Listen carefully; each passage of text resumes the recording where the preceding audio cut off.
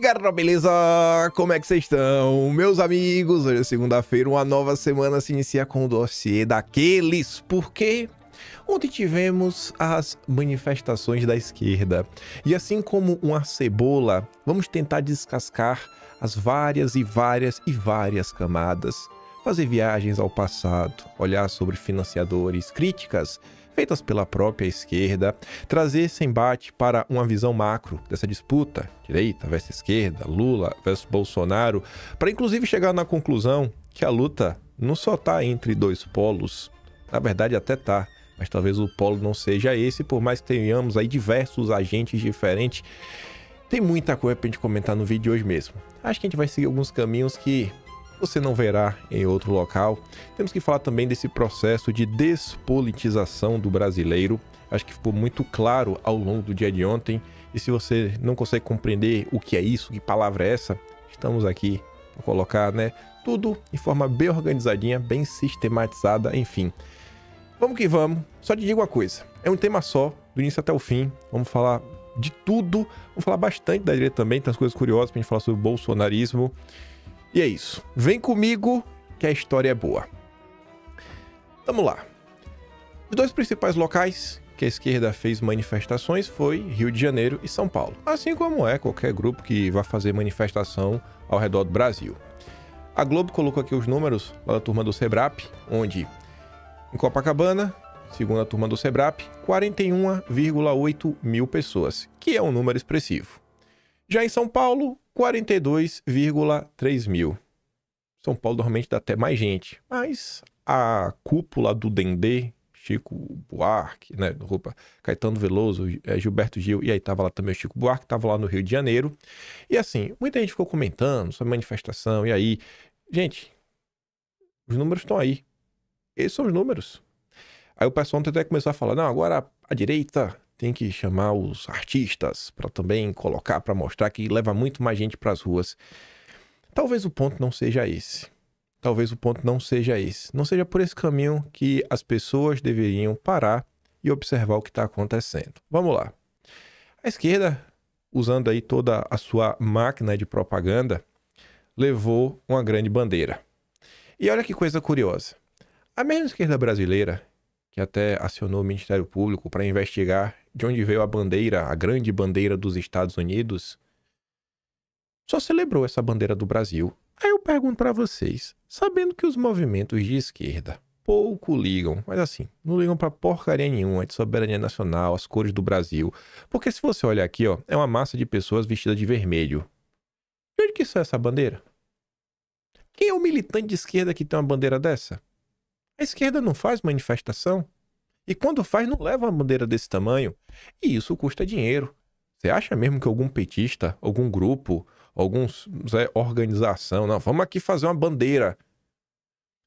Bom, quando você olha, e a gente comentou isso ao longo, inclusive, do dia de ontem, os diversos grupos por trás que estão convocando a manifestação, aí ali tinha a turma do 342 Artes, Mídia Ninja, Nossas, todas essas ONGs internacionais, que várias delas recebem financiamento direto da turma do Soros, da turma da Illuminati, aí você começa a se questionar, né?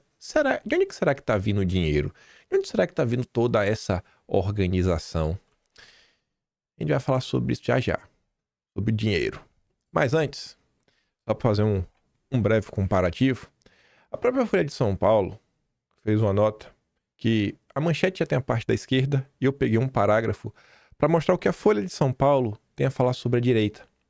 Caetano, Chico e Gil resgatam o caráter político da canção, enquanto a esquerda tem dificuldade de mobilizar. Campo progressista só se organiza recorrendo aos grandes artistas da década de 60. Se não chamar a turma do Dendê, não bota ninguém na rua. Tá provado. Trio se uniu em 68, na passeata dos 100 mil contra a repressão do regime.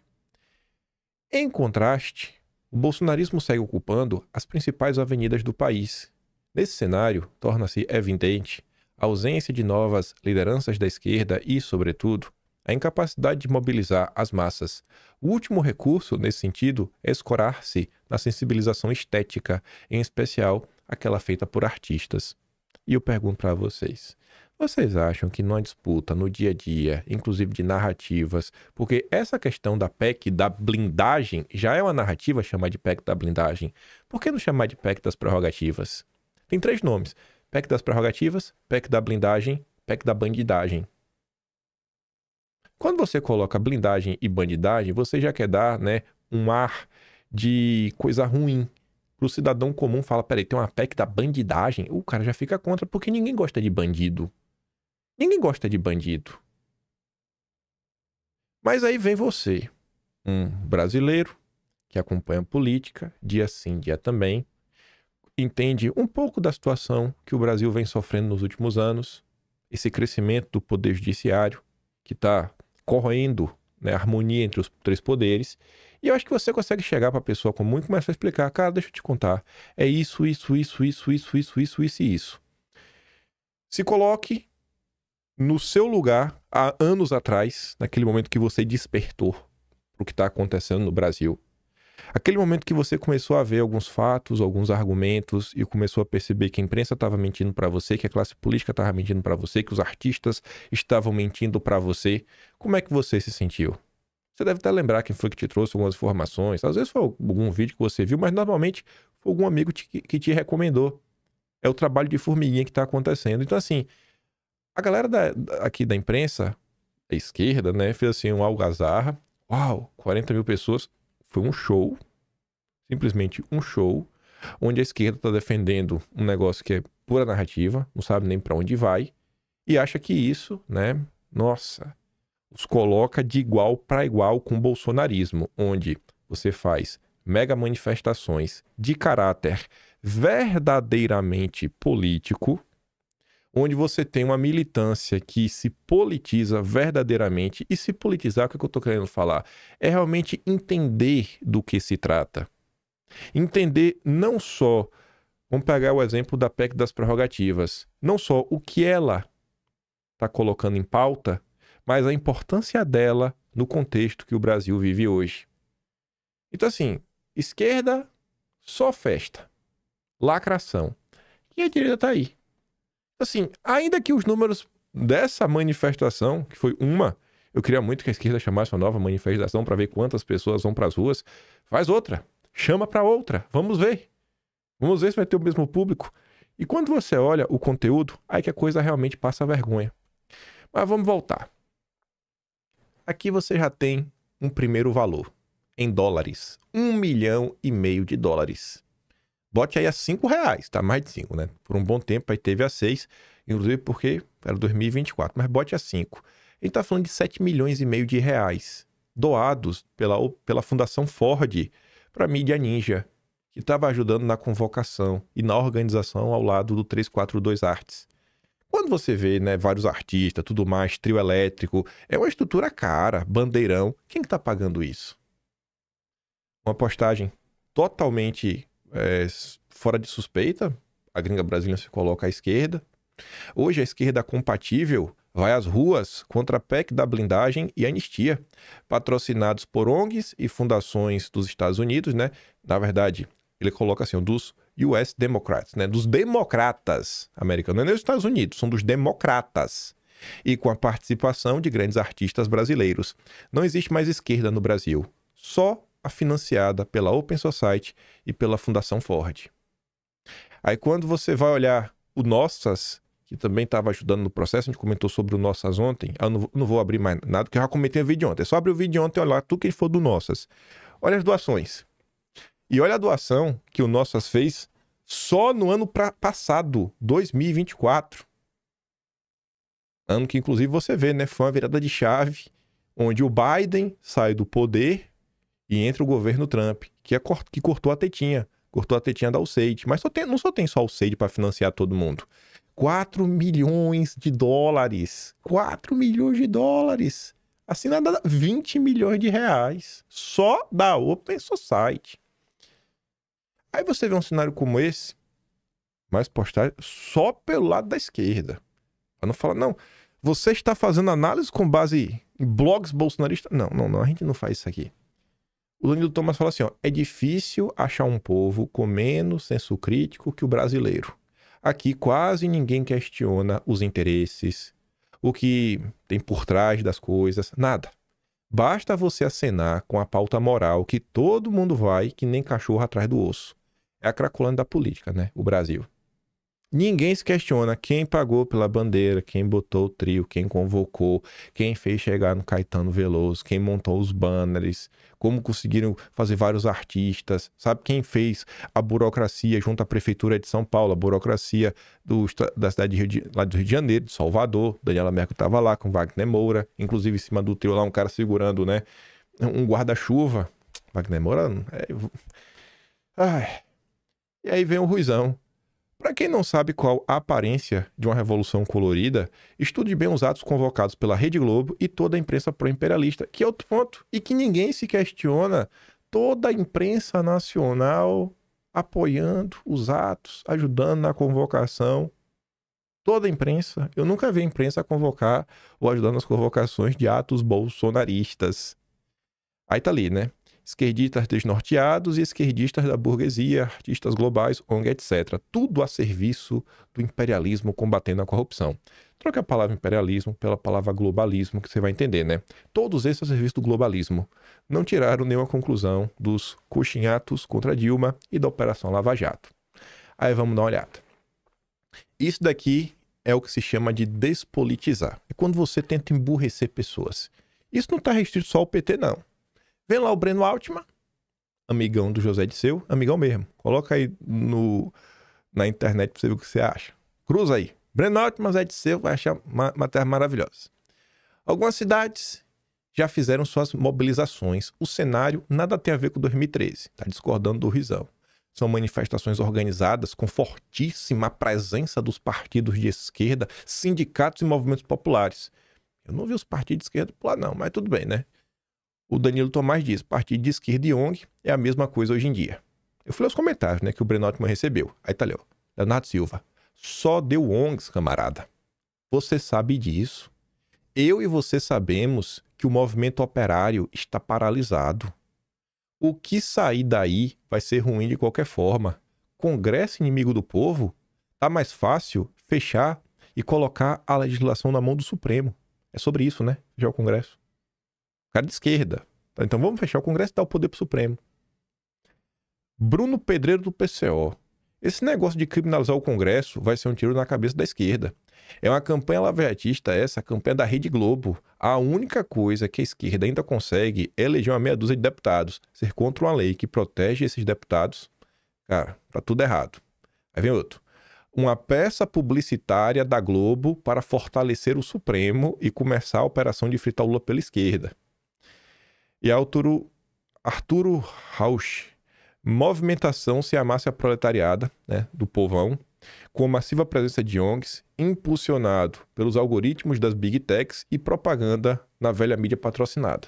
E ninguém se questiona se tem algo errado nisso, né? Mas vamos lá. Voltando. Vejo algumas fazendo análise equivocada que os atos, né, são equivalentes ao Vem Pra Rua de 2013, né? Não é só os 20 centavos.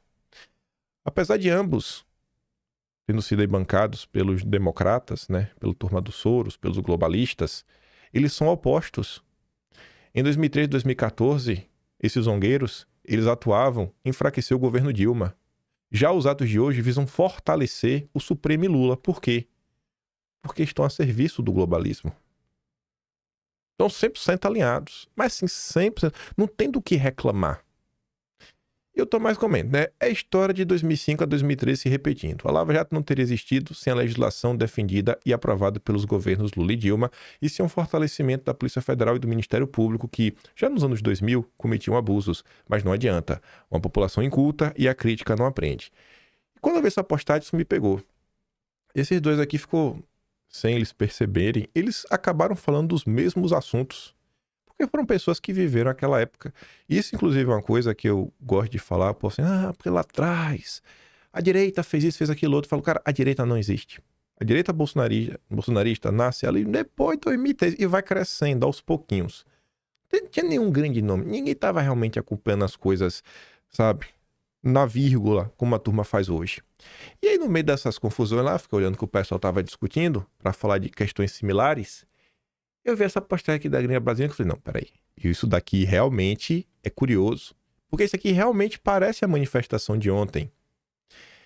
Ela fala assim, ó, o fato das ONGs e fundações globalistas terem convocado os canhões da chamada a público, né, Chico Caetano, confirma que foi fazer pressão contra a PEC da blindagem é tão importante quanto foi barrar a PEC 37 em 2013, que pavimentou a Lava Jato. Aí você fala, peraí. Ela tá falando aqui, ó, fazer pressão contra essa PEC é crucial para o sistema. Assim como lá atrás, a PEC 37 foi importante para a Lava Jato. Bom, vamos olhar a Lava Jato pela ótica da esquerda. Um movimento que teve aí um viés político, assim, de interferência política. Vamos olhar o judiciário pela ótica da direita. O judiciário fazendo um movimento que no final do dia também tem um viés de influência política. Esse projeto de lei, ele está sendo colocado agora nesse presente momento para retirar poder, né? Não retirar poder, mas dificultar que o Supremo vá para cima da classe política. Lá atrás, aí ela coloca ali, ó, eu nem sabia que isso aqui tinha existido na época, 6 de abril de 2013, mobilização nacional contra a PEC 37, o Brasil contra a impunidade. Aí tem outra matéria ali, ó, G1, 22 de junho, grupo se reúne em Brasília contra a PEC 37 que limita a atuação do Supremo. Atualmente querem limitar a ação do Supremo, desculpa, do MP, né, Ministério Público. Agora querem limitar a atuação do Supremo. E ela mostrava aqui o Change.org, uma plataforma de abaixo assinado, como era o Avaz. A gente vai falar do Avaz também. Aí tava ali, ó. Eduardo Cunha declare publicamente seu voto do PMDB contra a PEC 37. Aí tá aqui, ó. Nicole Verílio criou esse abaixo assinado. E quando você olha quem é a pessoa que criou esse abaixo assinado contra esse projeto de lei, é a fundadora do Intercept. Não é estranho isso? A fundadora do Intercept era a favor de empoderar, de manter, de permitir que o Ministério Público continuasse a ganhar mais poder, mais poder. Essa PEC visava dar uma contida no Ministério Público. Mas o Intercept não quer conter o Ministério Público. Na época, bem curioso essas coisas, né? Enfim, aí eu fui atrás. Eu falei, pô, que viagem é essa, né? O que era essa PEC 37? Achei essa matéria aqui de 2017, dizendo: novo chefe da Polícia Federal já defendeu proibir Ministério Público de investigar. Ministério Público de investigar. Deixa eu abrir aqui o vídeo de ontem. Cadê o vídeo de ontem? Naquelas matérias do Supremo.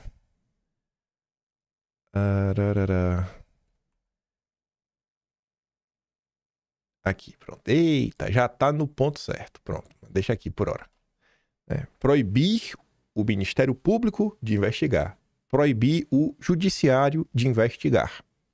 A PEC 37, rejeitada após protestos durante as manifestações de junho de 2013, impedia todas as instâncias do Ministério Público de investigar e definia essa atribuição como uma competência privativa das polícias.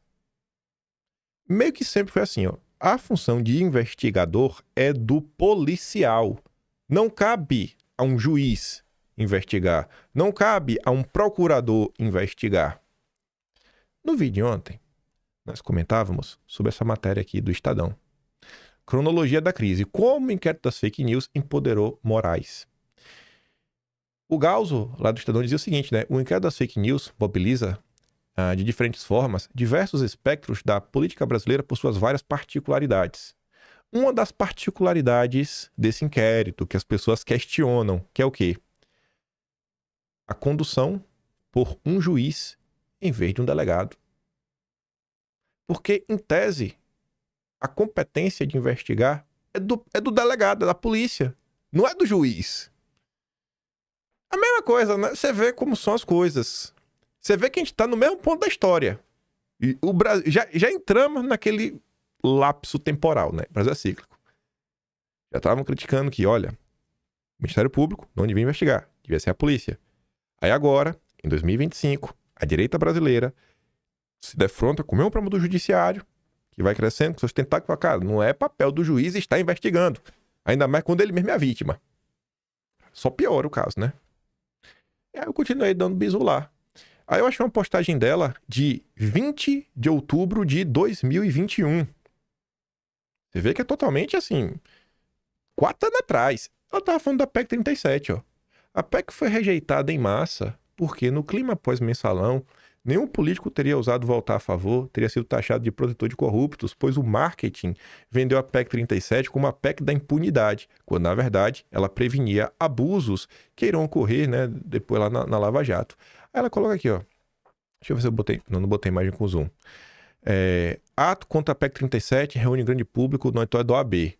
Transparência Internacional estava apoiando, né? Transparência Internacional que vocês conhecem. 100% contra Bolsonaro. Lançamento da campanha Não à PEC 37. A campanha foi idealizada e coordenada pelo promotor de justiça Roberto Liviano. Você está vendo aqui a foto com o Moro, né? Roberto Liviano. Hoje é o episódio... Deixa eu ver. 2158. Essas imagens aqui tava mostrando. Hoje é o episódio 2158. No episódio 881, nós falávamos sobre o Roberto Liviano, esse rapaz aqui, amigo do Moro. Olha como são as coisas, né? Quem é que tá contra a PEC 37? O PT, né? O PT tá contra. O PT tá contra. Randolfo Rodrigues tá contra, não tá? Caetano Veloso também tá contra, né? Beleza. Mas vamos cá. 2020. Moro tinha acabado de sair do governo Bolsonaro. Nesse momento, na qual Lava Jato está sob ataque, né? Será bom contra-atacar com proposta de aprimoramento, né? Pipipipopopô. E aí, enquanto Moro falava isso, ele participava de um congresso com quem? Com Roberto Liviano, presidente do Instituto Não Aceito Corrupção. Aí, vem pra rua. Saída de Moro gera abalo no combate à corrupção. Quem diz isso? Roberto Liviano. O Instituto Não Aceito Corrupção lançou um canal para receber denúncias, desvios e tudo mais. Aqui é o Roberto Liviano. Seu apoio é fundamental, Moro. Te amo. Existe clareza do crime de responsabilidade do Bolsonaro. Pronto. A mesma turma que lá atrás tem que empoderar o judiciário. Tem certeza, né? Clareza solar da caracterização de crime de responsabilidade. Pelo quê? As falas de Bolsonaro a Cajuru, pressionado pela ampliação do objeto da CPI do Fica em Casa, do circo. Tá vendo aí, né? Esse é o Liviano. Aí você vê aqui, ó, com quem? Liviano, Moro e Álvaro Dias. Fim do foro privilegiado. É normal, né? Aí você vem pra cá. Olha essa live. Instituto Não Aceito Corrupção. Aí me diz, como que tu vai combater a corrupção com Eliane Cantanhede e Randolfo Rodrigues? Moro, Liviano, Randolfo e Cantanhede. Aqui, a foto também é maior. Ministro do STJ, amiga do Moro. E esse aqui é o Deltan Dallagnol, né? Sabe onde é essa foto? Deixa eu ver. Sabe onde é que essa foto aqui foi tirada? A do Deltan Dallagnol? Sabe onde foi? A noite em que Randolph, laranja de Deltan, defendeu a Lava Jato ao som do violão de Caetano. Em maio de 2017, Randolph foi à casa de Paulo Lavigne, mulher empresária de Caetano Veloso. Explicar por que a saída de Janot da PGR podia ser o fim da Lava Jato. Randolph, que chegou a ser citado em 2 delações primárias da Odebrecht, é uma espécie de laranja da República de Curitiba. Pronto. Matéria do UOL, em parceria com o Intercept, mostra a proximidade com os procuradores. Dallagnol usou o Partido Rede para mover a ação com o Gilmar Mendes no Supremo. Na época que o Gilmar era do mal, né? Agora Randolph é amigo do Gilmar. Tu vê que no final do dia tá toda essa gente junta, só vai mudando assim um período da história brasileira, né? Isso aqui realmente aconteceu. A gente já abordou sobre isso em vídeos anteriores. Procura aí na internet se tu quiser saber qual foi o bate-papo aí. Deltan com Randolfo Rodrigues. Grande Deltan Dallagnol. Aí vamos voltar. Ainda sobre essa questão da PEC 37 lá de trás. A esquerda de 2025 está contra a PEC da blindagem. A esquerda de 2013 estava contra a PEC 37. Pedro Abramovay, atualmente vice-presidente global da Open Society do Soros. Na época, ele ainda estava no governo Dilma. Pedro Abramovay, o chefão do site Avaz e um membro da esquerda avisa: o Brasil é nosso. Peraí, a esquerda globalista tentando emplacar um slogan nacionalista, tipo Lula. O Brasil é dos brasileiros. Ah, isso aqui tá engraçado. Tá parecendo que tá vivendo o mesmo ano de 2013. Pedro e seus pedretes resolveram mandar um e-mail aos associados do site Avaz em defesa da petição que pede que a PEC 37 seja rejeitada. A PEC 37 é aquela que pede o Ministério Público fazer investigações. Atenção, eu também acho que ela deve ser rejeitada. Quem escreveu essa matéria na Veja foi Reinaldo Azevedo. Enfim. Aí vamos voltar. Quem já falou atrás, né? É difícil achar um povo com menos senso crítico que o brasileiro. Quase ninguém questiona os interesses. O que por trás das coisas, né? O que está por trás das coisas. Basta você acenar com a pauta moral e todo mundo vai que nem cachorro atrás do osso. Ninguém se questiona sobre o Brasil. Mas vamos voltar a falar da manifestação de ontem. O ex-ministro de Dilma Rousseff e ex-assessor de Antônio Palocci, Thomas Trauman, essa é a biografia, não dá para falar o nome dele sem avisar quem ele é, escreveu o seguinte texto: a direita perdeu o pulso das ruas. Será mesmo? Ou isso aqui é propaganda? As manifestações deste domingo contra a PEC da blindagem e anistia a Bolsonaro são aviso para a oposição. A direita perdeu a opinião pública. Não foi por falta de aviso. Ao longo da semana, no Estúdio Z, cobramos os Sóstenes, Plano da Força, Cláudio Cajado. Foram perguntados se conhecia algum brasileiro de carne e osso que defendia essas pautas. Eu conheço vários. Mas segundo o Thomas Trauman, só a minoria. Só um povinho aí qualquer. Ninguém defende a anistia, não. Ninguém. PEC da blindagem, não. Ninguém também defende isso, não. Bastava ter ido ao mercado para os deputados do PL do Centrão terem percebido que a anistia Bolsonaro é uma pauta impopular. Se não quisessem, podia ter olhado as pesquisas e conversado com um brasileiro de carne e osso e não os fanáticos de sempre. E aqui já entra um ponto que eu vou querer me aprofundar. É a questão da politização das pessoas. O brasileiro médio, ele não serve para nada. A imprensa nunca está preocupada com o brasileiro médio. A imprensa fala que tem que superar os problemas, tem que discutir o Brasil, mas a própria imprensa nunca discute o Brasil. A imprensa é mais interessada em rachar o Brasil. Aí, essa mesma imprensa que nunca leva em consideração o que o brasileiro fala, a mesma Globo News que ele está aqui, que pouco falou quando Luiz Roberto Barroso falou que o brasileiro precisava ser recivilizado, a Globo não fala nada. Só que na hora que tem uma pauta que eles acham que o povo não quer, eles falam, não, o povo não quer, então não é para fazer. Porque essa pauta é do interesse deles. Então, a opinião do povo só vale quando a opinião do povo é a opinião da Globo, que, consequentemente, é a opinião do sistema. E a classe política, por muitas vezes, ela tem que tomar medidas impopulares. Medidas impopulares não necessariamente são ruins para a população. Elas só não têm popularidade.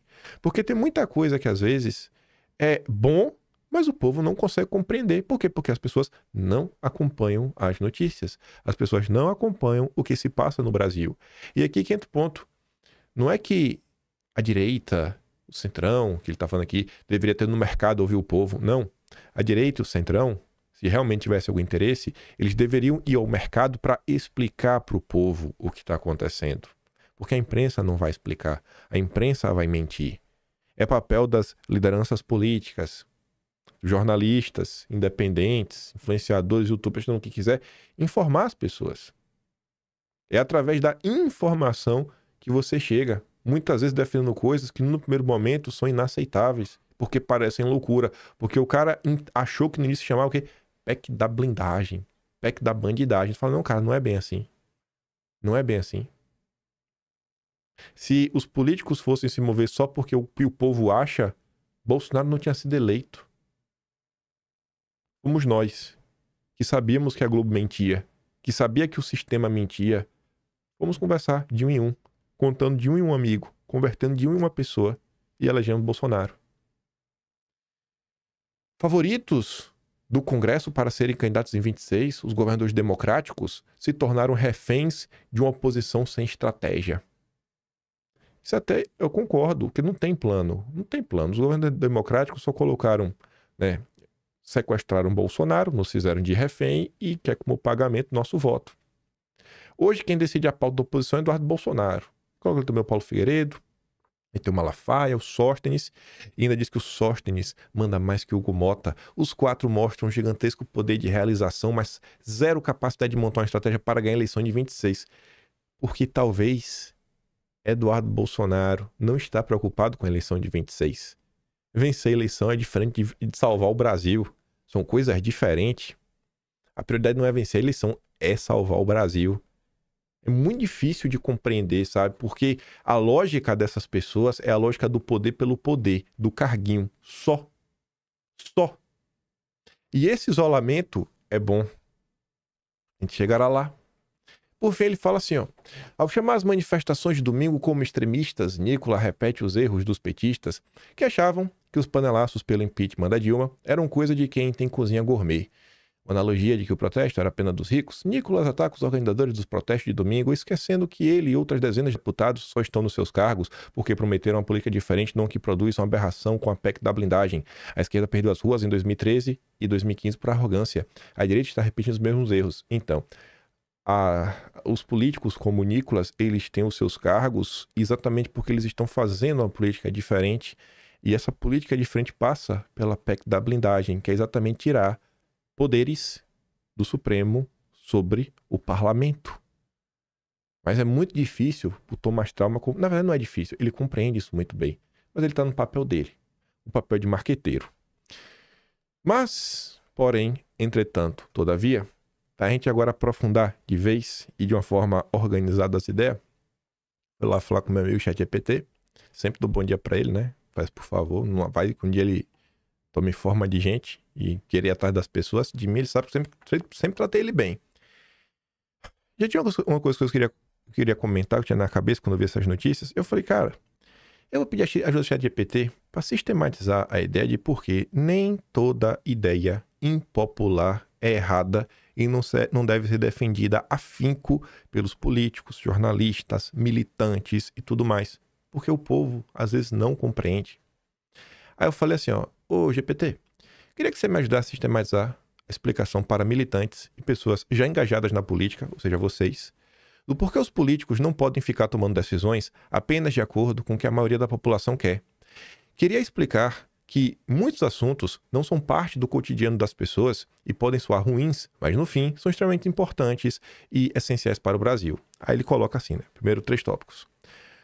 O problema da política como espelho imediato da opinião pública. Primeiro, a maioria das pessoas não vive mergulhada nos temas de política pública. 2. A vida cotidiana é dominada por preocupações imediatas, trabalho, família e contas. Terceiro, logo, muitos temas essenciais para o país não despertam a atenção ou podem soar negativos à primeira vista. Aí vamos lá. O risco da tirania da maioria.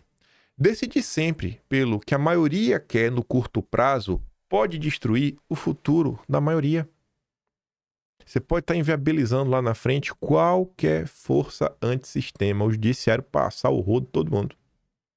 A população pode rejeitar medidas impopulares que são fundamentais para evitar crises maiores. O papel do estadista versus o papel do político populista.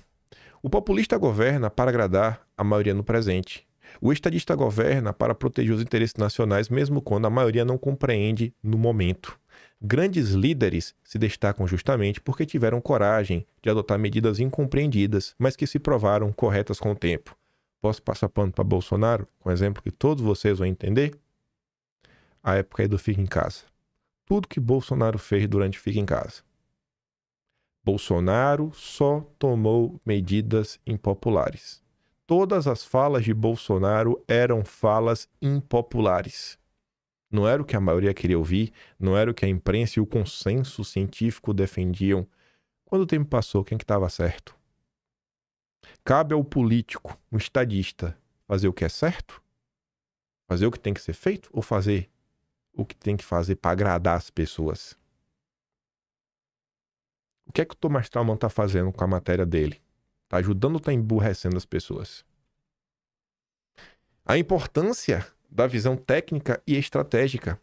A política não é só emoção, é também ciência de governo. Muitos temas exigem conhecimento técnico, jurídico, econômico, geopolítico, que o cidadão comum não tem obrigação de dominar. É dever do político articular a vontade popular com o conhecimento especializado para construir decisões sustentáveis. E aí o papel do militante engajado, de vocês. Explicar a base que nem sempre o que soa ruim é inimigo do povo. Preparar as pessoas para compreender que a boa política exige medidas contra-majoritárias em alguns momentos.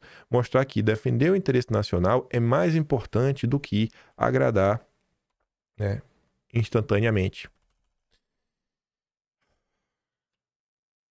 Destrinchando um pouco mais a ideia, por que os políticos não podem decidir apenas pelo que a maioria quer? Um dos maiores erros da compreensão sobre a política é imaginar que governar é simplesmente obedecer à vontade imediata da maioria. À primeira vista, essa ideia pode parecer democrática e até justa, mas quando analisada com seriedade, revela-se uma armadilha perigosa, tanto para a sociedade quanto para o futuro do país. A vida do cidadão comum é dominada pelas urgências, né? Pagar a conta, cuidar da família, enfrentar dificuldade no dia a dia. É natural, portanto, que a maioria da população não se ocupe de analisar com profundidade temas como reforma tributária, equilíbrio fiscal, política energética, defesa nacional. Esses assuntos, embora decisivos, parecem distantes da rotina imediata e muitas vezes soam impopulares. É aqui que se revela a diferença entre o populista e o estadista. O populista governa para agradar, para ecoar a vontade popular em sua versão mais superficial, é o que lava a alma, mesmo sabendo que está alimentando um problema maior no futuro. O estadista, ao contrário, assume a responsabilidade de tomar decisões que a maioria não compreende de imediato, mas que se mostrarão vitais com o tempo. Grandes líderes históricos se destacaram justamente porque tiveram coragem de sustentar políticas impopulares no curto prazo em nome do interesse nacional de longo prazo. A política, portanto, não pode ser reduzida a um concurso de popularidade, número de likes, de views.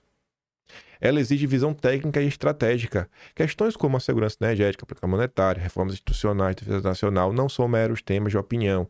Exige conhecimento especializado, diálogo com a ciência econômica, jurídica, geopolítica. O cidadão comum não tem a obrigação de dominar esses assuntos. Justamente por isso, a função do político responsável é articular a vontade popular com saber técnico, construindo decisões que sustentem a nação.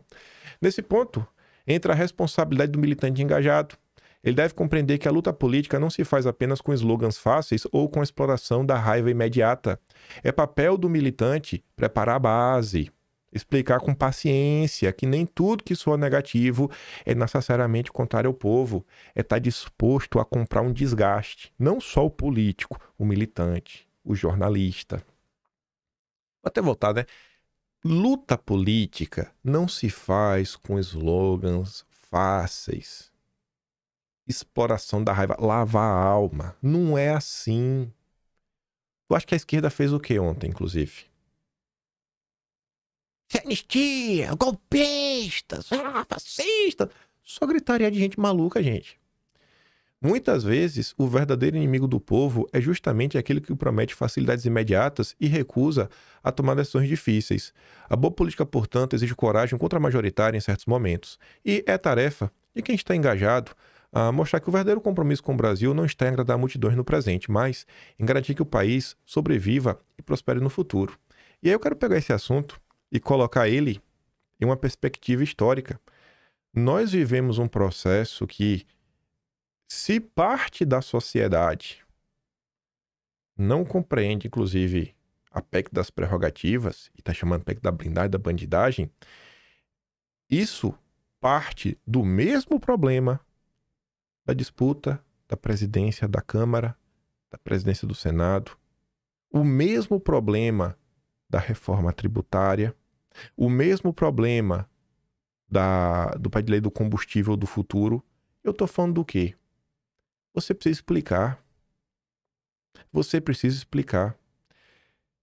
Se a direita acha que o Supremo é um problema, se a direita acha que o Supremo é um problema, e por conta disso você precisa dar mais poder para o Congresso, e se a direita acha que a imprensa é danadinha, é safada, joga contra, a imprensa realmente tem um alcance gigantesco, você precisa compreender que você vai ter que entrar de cabeça para explicar o que está acontecendo. É um caso que é uma questão impopular. Mas isso aqui até, eu não sei nem se é mais fácil de defender. Porque aqui você pode até se queimar os militantes de centro, as pessoas não tão politizadas que podem cair no conto da Rede Globo. E quando foi a disputa da presidência da Câmara e do Senado, quantas e quantas pessoas não se furtaram a explicar o processo? Também pelo medo de ficar feio na fita. Quantas pessoas também, sabe, não se dedicaram em nada em abordar a reforma tributária na época, explicar o que era a reforma tributária, trazer as nuances, sabe? Os pontos positivos e pontos negativos. Na época foi o contrário. Na época a reforma tributária era ruim, a imprensa vendeu como boa e ninguém abria a boca, com exceção de Bolsonaro. Com exceção de Jair Messias Bolsonaro mesmo. Pega lá o Atlas, começa a ler. Então, gente, esse processo aqui, ele tem que ser superado em algum momento. A classe política brasileira, né, ela tem que compreender o papel dela e cumprir esse papel. Existem algumas obrigações, existem coisas a fazer. É muito fácil e cômodo ficar de boa aí, sabe? Só falando de temas positivos, só lacrando em cima do Lula, de uma hora que você consegue, sabe, dialogar bem com aquele eleitor de centro despolitizado. Agora, na hora de dar cara a tapa para defender essas pautas impopulares mais importantes, aí você vê todo mundo desaparecer. Cadê as estrelas da direita nesses momentos? Cadê as estrelas do engajamento? Os nomes sagrados? Aí, para não ficar só no disse-me-disse, né? A gente falou uma manifestação, vamos falar um pouco dessa questão. Eu acho que tem várias formas de você abordar. Eu, inclusive, publiquei um pequeno texto no Twitter, onde eu organizei, né? Se alguém chegasse para mim para falar, cara, por que vocês estão defendendo essa situação? Eu acho que para conversar com o ser humano comum, que não acompanha a política de perto, eu iria usar meio que essa abordagem aqui, ó. A necessidade de blindar os parlamentares diante do avanço do judiciário político. Um dos pilares da democracia representativa é a separação entre os poderes. Essa arquitetura foi concebida para conter os abusos. Ao legislativo cabe criar as leis, ao executivo governar e ao judiciário aplicar e interpretar as normas. No entanto, o Brasil atravessa um processo de corrosão desse equilíbrio. O judiciário, que deveria atuar como árbitro, tem se colocado como protagonista, que deveria zelar pelas regras, passou a intervir como agente político. Essa inversão afeta diretamente a soberania popular exercida pelo parlamento. Os parlamentares representam, de forma direta, a sociedade. Cada voto recebido traduz a vontade do eleitor. Essa legitimidade, porém, tem sido enfraquecida quando decisões judiciais passam a perseguir, punir ou constranger deputados e senadores que ousam levantar pautas contrárias ao sistema vigente. O que antes fazia parte da disputa normal de ideias no campo político passou a ser deslocado para o terreno judicial. Nesse cenário, não é mais o eleitor quem decide se um projeto deve prosperar ou não.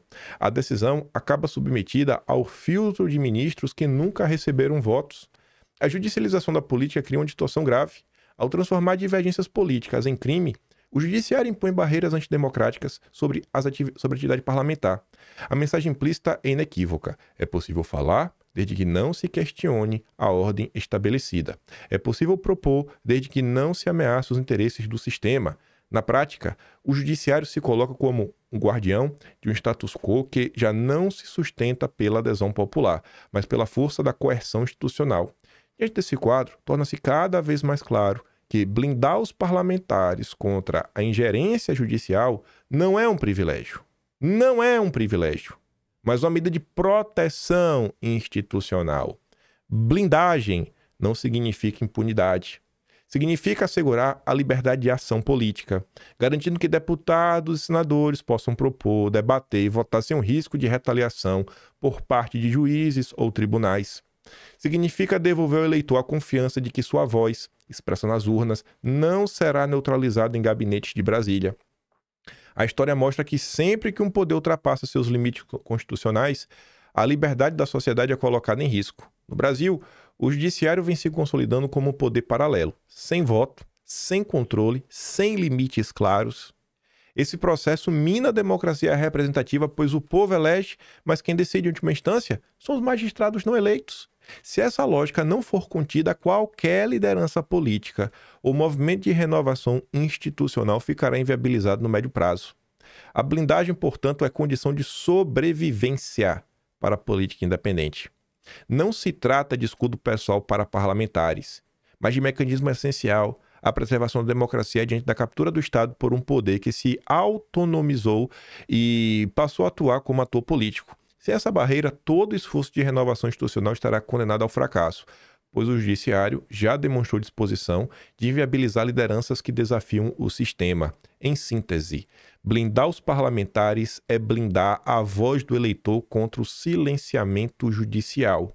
É garantir que o peso das urnas prevaleça sobre despachos individuais. É assegurar que as disputas políticas voltem a ser resolvidas onde devem ser resolvidas: no debate público, no voto, nas ruas, não em tribunais que assumem para si a prerrogativa de decidir quem pode ou não fazer política no Brasil. É difícil explicar? Ainda botei aqui de um jeito, os inteligentinhos não acharem ruim. Tá aqui. Cadê a classe política? Fazer, explicar, organizar as coisas, com início, meio e fim. Aí, onde é que tá a classe política, né? A direita, Sérgio Moro. Quem é contra a PEC da blindagem não pode ser a favor do mensalão, petrolão e lá na Previdência. Sou contra tudo isso daí. Pois é, né? O engraçado é que o partido do mensalão tá contra a PEC da blindagem. E o mesmo Caetano Veloso, que aparece em vários momentos, tá aqui defendendo Bretas. O juiz Bretas. O Rio está com você.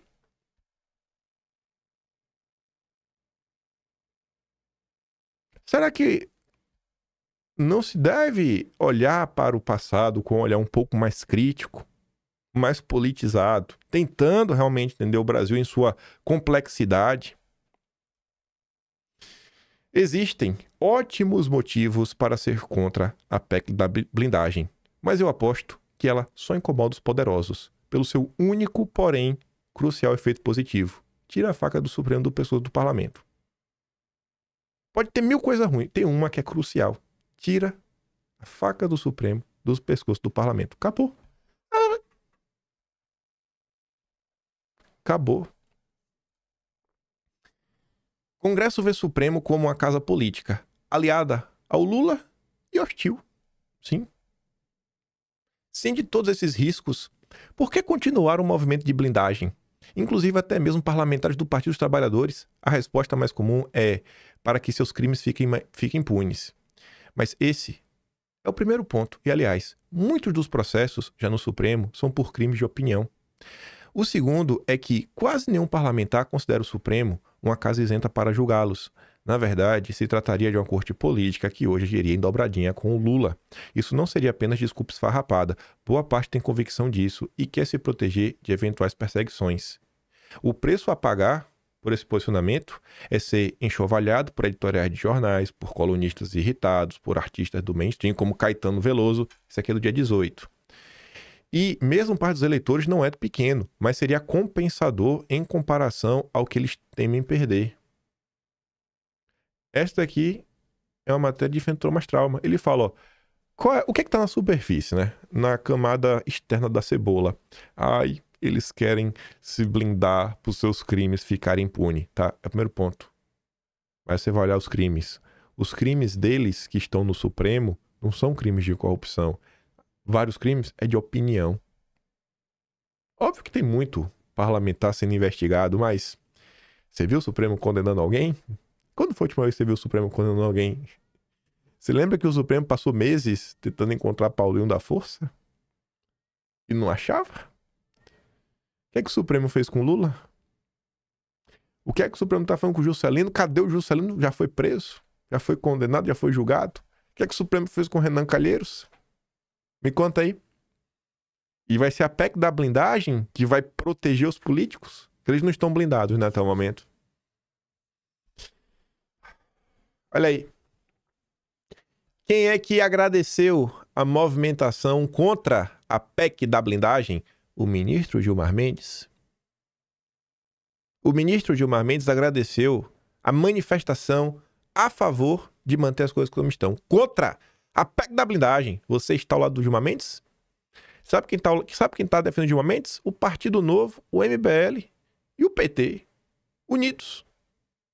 Deltan Dallagnol, Moro, Kataguiri, Chico Linguiça, Lula e Gilmar Mendes. Todos do mesmo lado contra o bolsonarismo. Rapaz, que coisa, né?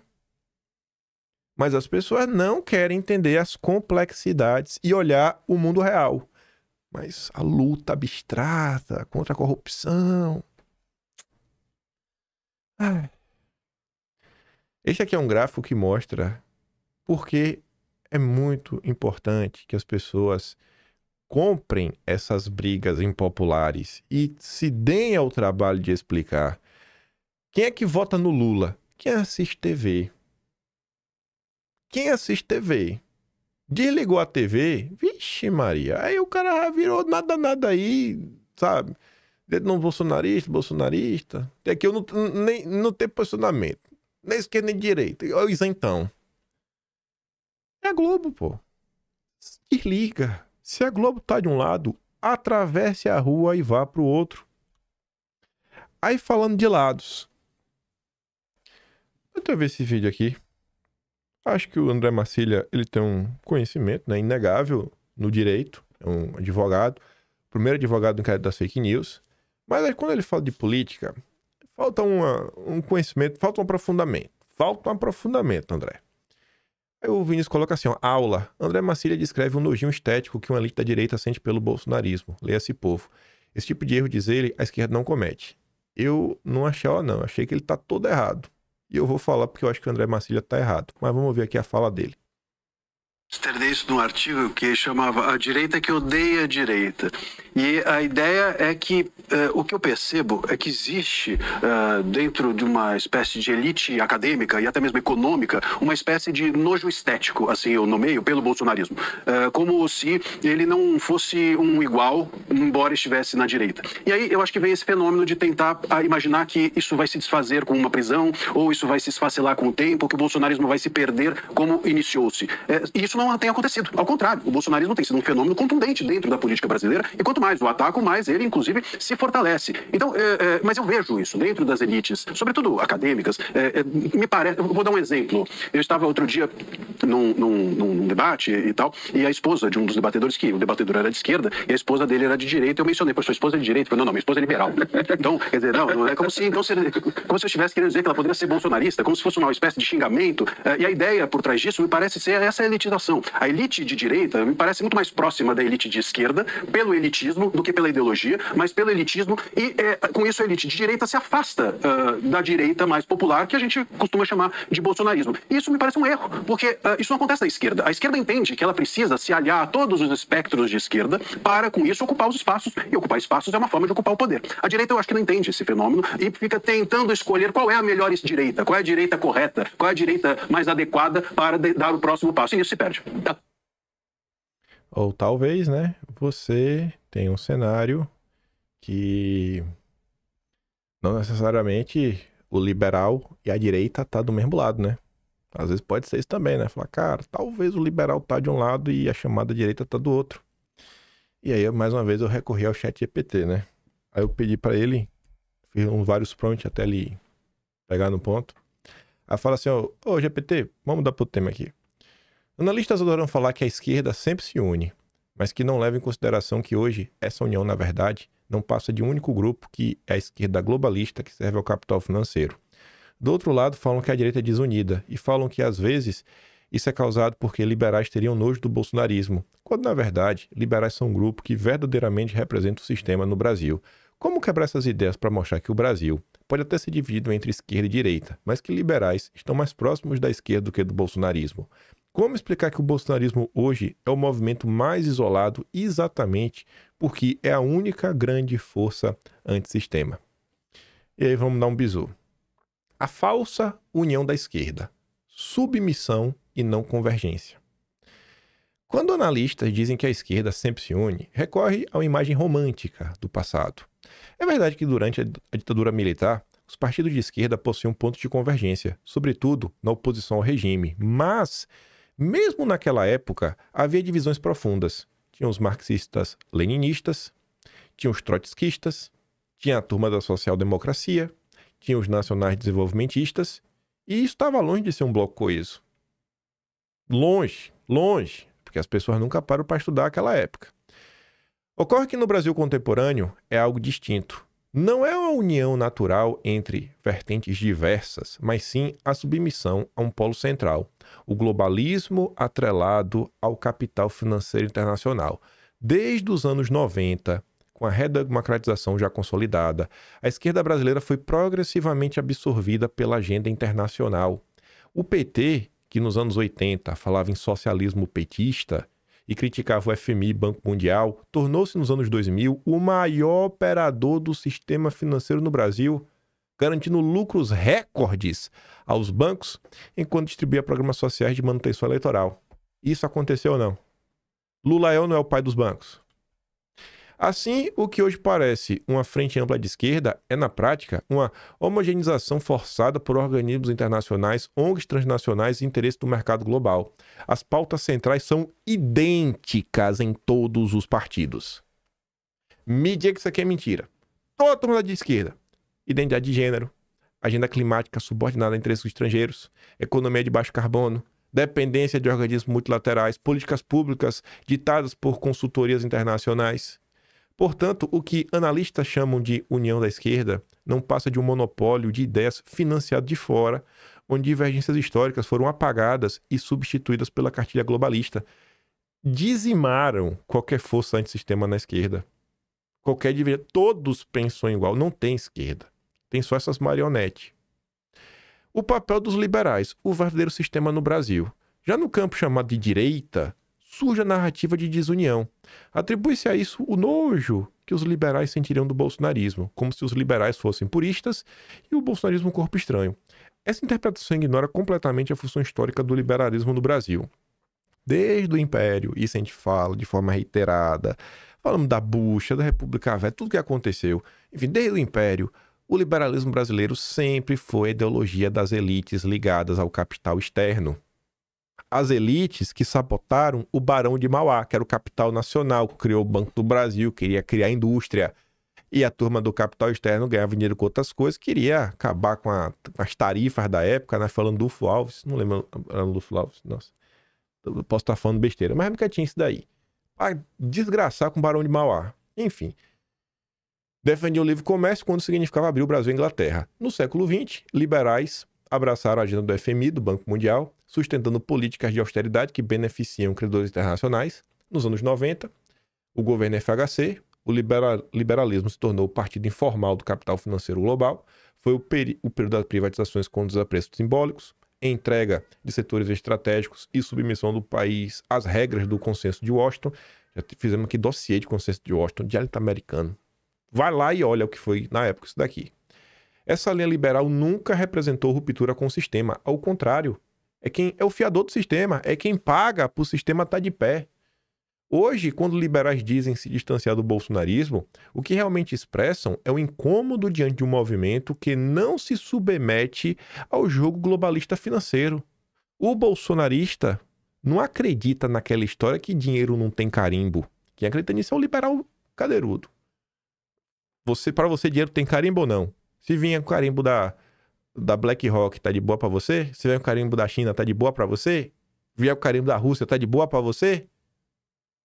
Ou você se incomoda? Você vai querer saber, peraí, você é qual? A massa crítica do PT? Ou você é o Bolsonaro maluco que tudo é uma conspiração? Tudo você quer saber. Esse dinheiro vai ser usado pra quê, hein? Pra que vai ser usado esse dinheiro?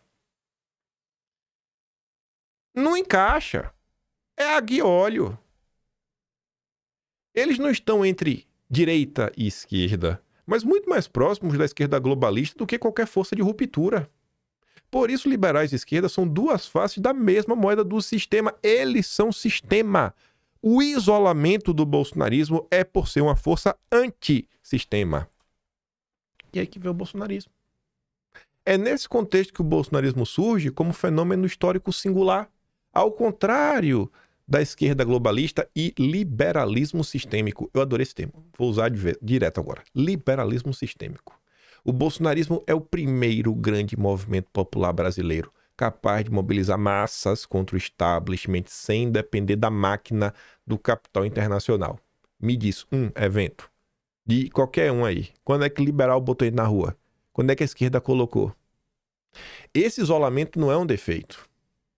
É a prova de autenticidade. Historicamente, todos os movimentos que desafiaram o sistema em sua estrutura acabaram isolados. Aqui pretende que vai torcer o bico, mas o governo Vargas foi uma ruptura ao sistema em 1930. Tem uma curiosidade aqui para mostrar para vocês. Tem uma curiosidade. Falando do senhor Getúlio Vargas, aí tem que falar a Revolução de 32, né? Foi da elite liberal paulista que deu o golpe da República. Um dos grandes nomes da Revolução de 32 é o Júlio de Mesquita Filho, dono do Estadão, né?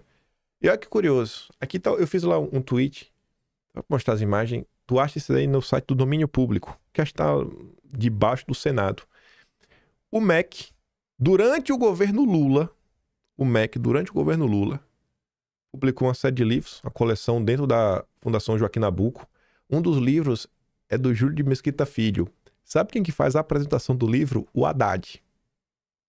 E nesse livro, inclusive, descreve que Julinho era membro da bucha. Fala da cerimônia da chave, lá de 1916, que ele participou, mas a gente abordou isso e coisa. Fala da Largo de São Francisco, né? Não tem nada pior dessa elite acadêmica do que a Faculdade de Direito do Largo de São Francisco, né? Da USP. É realmente a casa é onde nasceu ali dentro. A bucha nasce ali dentro, onde nascem as ideias liberais do Brasil, é tudo ali dentro. E o Júlio de Mesquita Filho, o Estadão, tem um papel assim, central, essencial para criar a USP, né? Porque a USP foi uma coisa que veio depois. Primeiro veio o Largo de São Francisco, depois vai vir a USP. Então tá aí, né? São as mesmas pessoas de sempre. São essas pessoas que nos odeiam. Enfim, o Vargas bateu de frente com essa turma lá atrás. Isso não faz de Vargas um democrata, um defensor da liberdade, enfim. O Brizola também bateu com essa galera. O movimento nacionalista da América Latina foram esmagados pela junção de oligarquias internas e potências internacionais. O padrão se repete. Quem ousa tocar nos interesses do sistema, cedo ou tarde, se vê sozinho. O bolsonarismo, nesse sentido, é herdeiro dessa tradição de ruptura, mas com a diferença. É o primeiro movimento a articular massas, um mar de gente, em escala nacional, contra a engrenagem globalista liberal. Por isso o bolsonarismo é atacado por todos os lados, esquerda, liberais, imprensa, judiciário. O isolamento é a evidência que o movimento não foi absorvido, não se vendeu. Se Bolsonaro tivesse se vendido, estava aí, preso, condenado, 27 anos de cadeia, sabe, tentando matar o cara. Que prova mais precisa? Sabe, tem que entender que esse isolamento, ele é perpétuo. Não vai ter união. Não tem como uma força de ruptura antissistema se unir com o sistema. É água e óleo. E eu coloquei ali, né? Como quebrar as narrativas dos analistas? Esquerda unida. Não. Ela está homogeneizada sob a pauta globalista financiada de fora. Não é união, é submissão. A direita é desunida. Falso. O que existe é a separação entre o liberalismo sistêmico, que é integrado à esquerda globalista, e o bolsonarismo, que é uma força de ruptura. Liberais não se misturam com bolsonaristas, óbvio, porque liberais nunca foram direita de verdade. Eles sempre foram a linguagem oficial do sistema e, portanto, são aliados objetivos da esquerda globalista. Bolsonarismo está isolado, verdade, mas não como sinal de fraqueza. O isolamento prova que é a única força antissistema real, porque não foi absorvida pelas engrenagens globais, não é aceita pela imprensa podre, não é aceita no judiciário e não é aceita em nenhum meio que detém aí, né, sei lá, algum naco do poder do establishment brasileiro. Vou pular isso aqui por hora para encerrar o vídeo com Aécio Neves. O grande Aécio Neves. Em 4 momentos diferentes. O Aécio que foi ressuscitado e está ao lado do Paulinho da Força e Michel Temer para avançar com a pacificação nacional através do pele da dosimetria. Vamos ver esses 4 momentos aqui do Aécio Neves. No futuro, acho que os historiadores, os cientistas políticos tenderão a entender o mandato do presidente Fernando Henrique e do presidente Lula como um só período da história brasileira. O Aécio profetizava que no futuro a gente olhar para trás e entender que Lula e FHC era coisa só. Eita, Aécio profeta! É ou não é o Teatro das Tesouras? Curti, viu, Aécio? Aí o vídeo continua. E acredito que daqui a alguns anos, fora das apreensões ou das paixões políticas eleitorais, os historiadores, os cientistas políticos haverão de compreender e analisar o período que se inicia com o governo do presidente Fernando Henrique em 94 e o período do governo do presidente Lula, que se encerra no ano de 2010, como um só período da história política do país. Um só período que se inicia com o processo de estabilização da economia, passa pela sua modernização, por sua internacionalização, inclusive com a desestatização de setores importantes da economia brasileira. Inicia-se ainda no governo Fernando Henrique o processo das políticas sociais que avançam no governo do presidente Lula, que aproveita de forma adequada a bendita herança macroeconômica fundada no tripé do câmbio flutuante, das metas de inflação e de um vigoroso superávit primário. Porque o caminho que o governo do presidente Lula fez... Você vê aí, né? O Aécio tá errado? O Lula manteve ou não manteve todo o tripé macroeconômico, dando como resultado final. Vamos lá, em termos práticos. Bilhões e bilhões de reais para banqueiros através de juros elevadíssimos. O que é que mudou? Lula rompeu? Lula rompeu com esse sistema financeiro? Lula colocou lá o Henrique Meirelles. Lula reclamou do Campos Neto, colocou o Galípolo para fazer o quê? Aumentar ainda mais os juros. E aí? Mas nessa época aqui tu era boca aberta. Nessa época aqui você era despolitizado. É fácil, sabe? Ser antipetista. E eu até, nas últimas horas, tive uma conversa por telefone que eu falei, cara, é isso, velho. É isso. Gente, ser bolsonarista, ser de direita, não é ser antipetista. Acabou. O antipetismo ficou lá atrás. Eu achei agora o que é ser anti, que aí realmente divide, né, os homens dos malucos bolsonaristas, né? Os adultos da sala dos malucos bolsonaristas. O maluco bolsonarista, ele não é só antipetista. Ele é antijudiciário.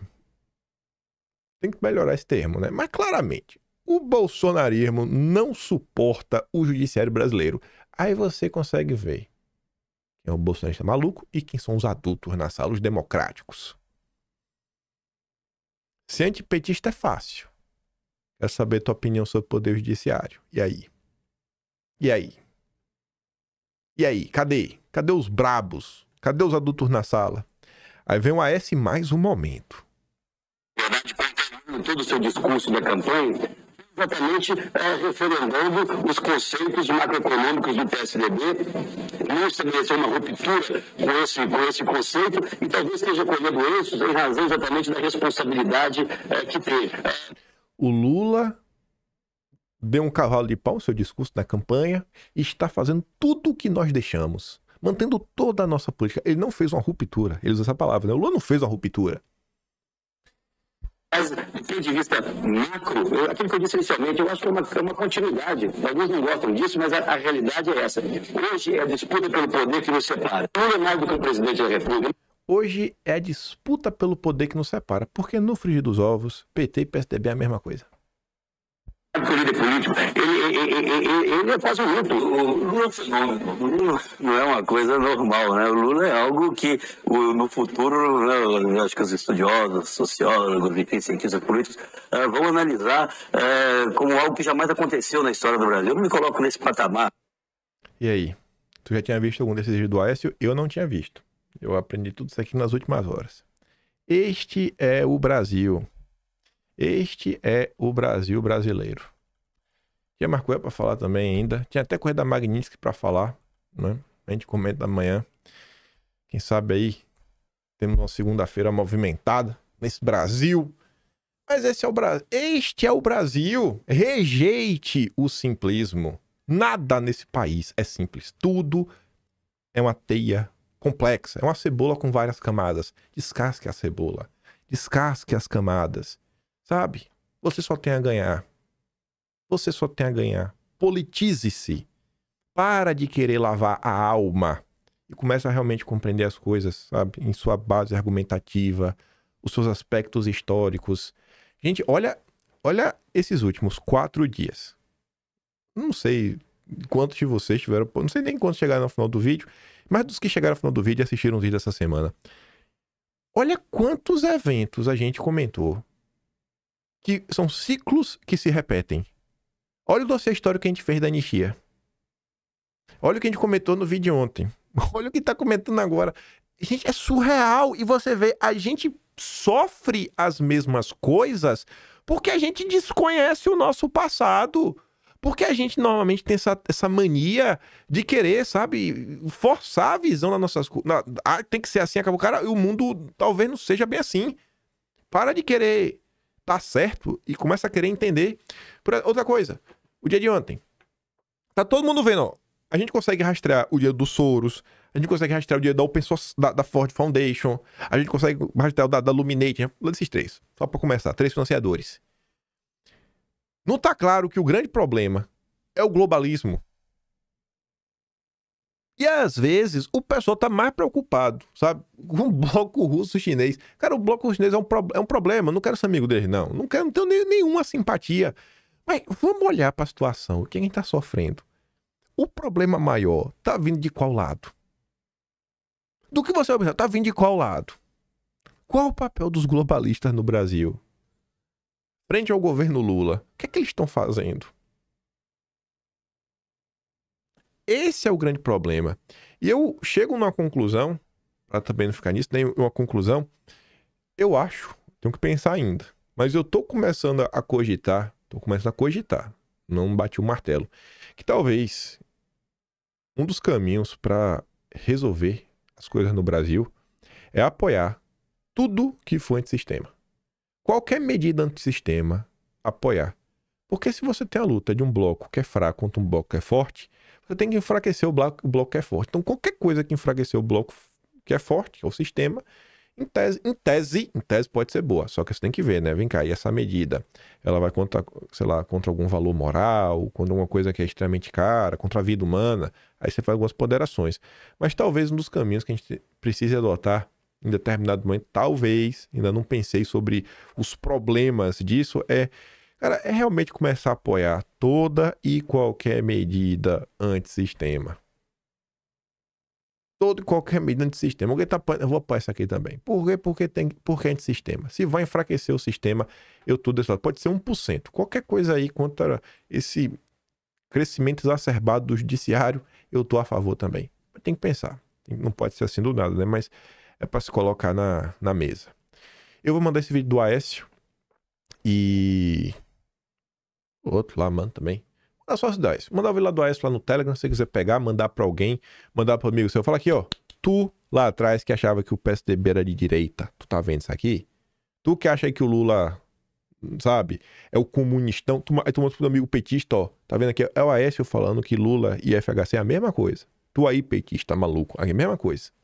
E se gosta do meu trabalhinho, você dá um pouco mais, passar no meu canal, tem um botão de valeu, tem um Patreon na descrição e tem um Atlas brasileiro, empep.com/br. Vejo vocês amanhã, fiquem com aquele grande beijo, abraço, tamo juntos, valeu meus amigos, fui!